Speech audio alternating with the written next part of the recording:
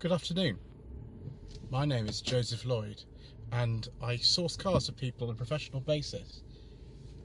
Although most of the cars I source are between £1,000 and £5,000, very often I've been asked to show something a little bit cheaper on the channel, and so I came up with No Budget Reviews, the series where we look at cars that you can buy in good condition with an MOT for under £1,000 and you can enjoy driving. We don't film this in an expensive manner, we don't use separate microphones, we don't use fluid head tripods, we don't even use a DSLR, but we do have a lot of fun. Well, viewers, you might think, why are you filming another MG TF? You've already had one on your channel, and that is absolutely correct. We have had an MG TF on the channel before, but that was a slightly different version. That was a 2003 TF115. This is a 2004 TF115, and this was the absolute base model.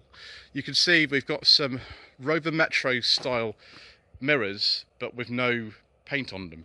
We've got door handles with no paint on them. We have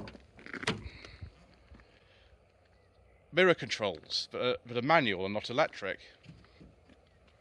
The front of the car, we come around here and we have blanking plates for the fog lights. Now, but the TF135 does have those, but there are a lot of differences between the sort of models. There are 4 models in the range, and you know, we'll get to more of that a little bit later. We go for a drive and hopefully you can hear what I'm saying, because this is No Budget Reviews and so we don't have a separate microphone.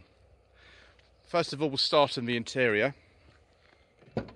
Door handles off an F, of course, and they did make these right the way through 2011 with a gap between 2005 and 2008. Just to make sure when you sit down in these that you don't prang yourself on that. You're just going to be a bit careful. Let's slide in here. And it's a case of spot the part, like this ignition switch and these stalks. They're very, very familiar Rover Group or MG Rover items. They're actually most similar, I think, to something like a 200 R3. And the warning lights in the middle of the dashboard, I think that panel is actually originally taken from the automatic version of the R8216 automatic, R8216. Although unique MG dials, but it's a very similar instrument cluster to an R8. It's really strange. Kenwood did make a lot of these stereos during the MG Rover days. It's like they sort of frame really whatever they had in there. That is off a Rover 25 that has a light switch. The mirror control, if it had one, would be off a Rover 800. Even this gear lever is actually different from the TF135. It's a cheaper gear lever, but this car is done under 20,000 miles. It is remarkably clean. It's maybe the cleanest TF in the country. You do have a glove box in here. There we go. It's actually quite deep. There's quite a lot of stuff in there, and just as well it is, because we've got no door pockets at all. There are storage compartments, sort of, well, a very small one there with an ashtray and a cigarette lighter. Another one sort of here, and another one just here. But they're not very big. You do have some cup holders, but that doesn't look like it's actually going to be particularly good at holding any drinks. So very simple dashboard, but there's no cracks on this. They can crack sometimes in the sun, but really there's not a lot in here to go wrong. Handbrake takes together used to, as does the 5-speed manual. There was an automatic version of the TF available, which is the 120 step speed. And these interior door handles look very familiar. I think that is off an R8 or possibly an R3. Right, let's take a look under well, it's not really the bonnet, it's the fruit or front boot. Let's have a look under there first. So we'll come back to the actual boot later, but the front boot, fruit or frunk if you're in America, you have to release it under here. Right, let me just fiddle with the catch. One interesting thing about this car is it actually has the ABS module in it, which sits here opposite where the battery sits. Tom's TF115 doesn't have ABS, and so that is just a nothing. We can see the horn here as well. It's really interesting how just kind of some bits are just like that. This car didn't originally come with a spare wheel. It now has one, which is fantastic. I do like a nice full-size spare wheel. Washer fluid goes in there, and there's the brake fluid reservoir. So not particularly difficult to work on at this end at all. But yes, we'll get to the back and then things will be a bit different. So here is the 1.6K series engine. And you might say to me, how on earth do I work on this engine? How do I change the spark plugs? What do I actually do when I want to change the cam belt on them? Because these do have a cam belt into them on them. I think it's about 60,000 miles and 6 years. It could be longer than that, but that's probably about what you want to be doing on them. And there is the coolant reservoir, and of course the oil filler cap and the dipstick. But you can't actually drop the whole engine out of the car to be able to work on it a lot more easily. So if you want to do the cam belt, or if you need to do the head gasket, then you might need to do that. Although this car's never had a head gasket done in its life, so it's not inevitable that it will fail. But if it does, there are companies that actually do it, and even on a mobile basis. And you want to make sure you do the job on a K-Series engine head gasket with a good original spec one, such as a Victor Rines one. Multi-lead steel gaskets aren't such good news. And obviously someone who knows what they're doing and will make sure that everything is in good order, because you don't want it to happen again, and that's what happens if you don't do it properly the first time round. So the rear boot's actually not too bad. I think it's probably about 200 litres in here, just this little bit. And it's even got space for a disc lock and the secret mission documents, which go in here, because in the front, well, there's not a lot of room. But certainly for, you know, a weekend away or something like that, it's only a two-seater after all, then there is actually enough space in here. So we'll just close that to see what it looks like. The rear of here, we've still got the twin exhaust, and this, I think, is the original dealer plate on this. It was supplied by somewhere in Wales originally, MG Rover Direct, and yeah, it's a very, very low mileage car. It's got the upgraded alloys on it as well. For some reason, somebody ordered the base model, but they upgraded the alloy wheels, and it's got red calipers on it now as well, and it looks absolutely fantastic. Obviously, you can't buy this car for under £1,000, but you can still buy an MG TF just about with an MOT in reasonable condition for under £1,000 at the moment.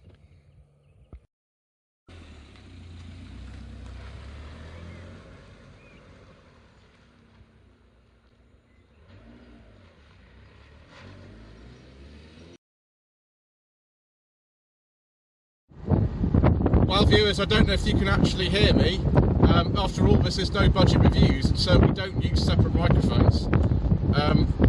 But yes, this feels lovely to drive. I'm very grateful to Kieran for letting me have a go. I'll put a link to Kieran's YouTube channel in the description below. On these roads, just near Stratford-on-Avon, the car feels fantastic. This is only the base engine, it's a 1.6 developing 115 horsepower. There were of course other engines available, such as the 135 was a 1.8 litre engine, 135 horsepower, and then the 120 that was also 1.8 with automatic gearbox for step speed, developing 120 horsepower. Top of the range, the TF115, developing unsurprisingly 160 horsepower with the VBC version of the K-Series.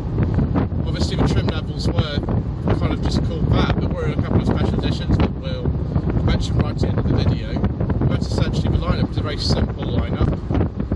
The gearbox of this car feels actually, I hate to say this to Mr. Bailey, but this feels better actually than his. It feels better. It's a little bit stiff. They all are armoured TFs, but it's actually really nice.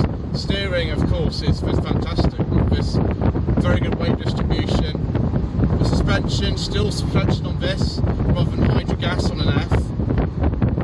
It actually feels quite compliant. Now the road services haven't been too bad today, so the camera is shaking a little bit, but it shouldn't be too bad. But yes, it's wonderful to drive one of these again. I'm so happy to have had the opportunity to do that, courtesy of this beautiful example.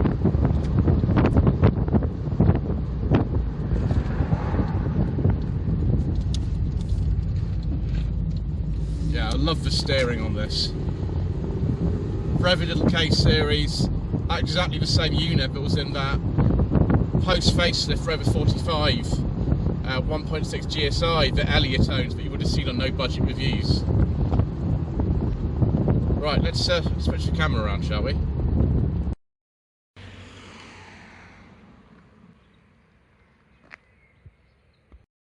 As you can see, we're still sort of jumping around a fair bit, I'm afraid, but hopefully you can actually still hear me. But yes, snickety little gearbox, tight steering. I totally understand the appeal of these cars, and of course, just the way it goes with this channel, the camera mounts on the way, it's shaking around all over the place, but to know that you can just about still buy a TF for under £1,000 is fantastic. Soon that will not be possible, but at the moment it is, and prices of these are probably equivalent to an NB MX-5. They're about that sort of range, maybe even slightly cheaper, and for a little fun car to drive around, especially in the summer on a road like this, I mean, why wouldn't you want to have a go? Obviously this is a sensible channel though, so make sure you check all the service history and make sure the head gasket's not blown.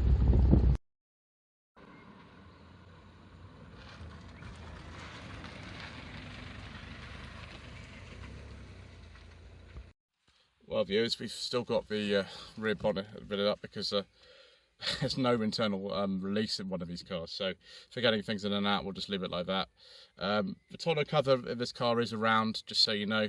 We're not going to put the roof up and down. We've already done that in a previous video, and actually this car has a hard top on it, which we normally see anyway, but for today's video I thought it'd be nice to try to film with the top down, because that's really what you want to do with one of these cars. You want to drive it with the top down as much as possible in the few days a year, like today, we don't actually have any rain.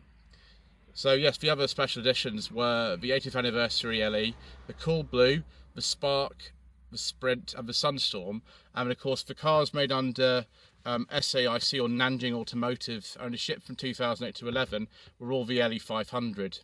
Now they have an engine called the N series, which is similar to a K series, but apparently that is head gasket failure proof. I don't know whether there's anybody out there who can tell me whether an N series ever blown a head gasket, but you know, if there is anybody out there, then do let me know. They didn't sell very well because at the time you could buy a used, I don't know, TF115 like this, or 135 or 160, whatever you wanted, for much, much less money than I think that the sort of £19,000 they were wanting for one of those special editions. So you don't see a lot of them around, but they're probably still worth a lot of money just because of their rarity. But anyway, yes, should you buy an MG TF115? Well, the problem is this one's not for sale, and it's going to remain in the owner's collection, Kieran's, from the Life on Cars channel for some time to come. But yes, while you still can, while these are still, you know, cars for, you know, sometimes under £1,000, often not, then why not? You know, an MX-5 is also a great car, but actually these suffer from rust a little bit less than an MX-5. MX-5s are notoriously bad of this era, the NBs, the Mark IIs. These obviously do suffer from rust, but it's not quite as bad for some reason, which is interesting. Anyway, thank you ever so much indeed for watching this episode of No Budget Reviews. Please don't forget to subscribe to the channel. Please don't forget to like this video, leave a comment below. Social media links are down below. And yes, don't forget to click notifications to be informed of new uploads in the future. Thank you.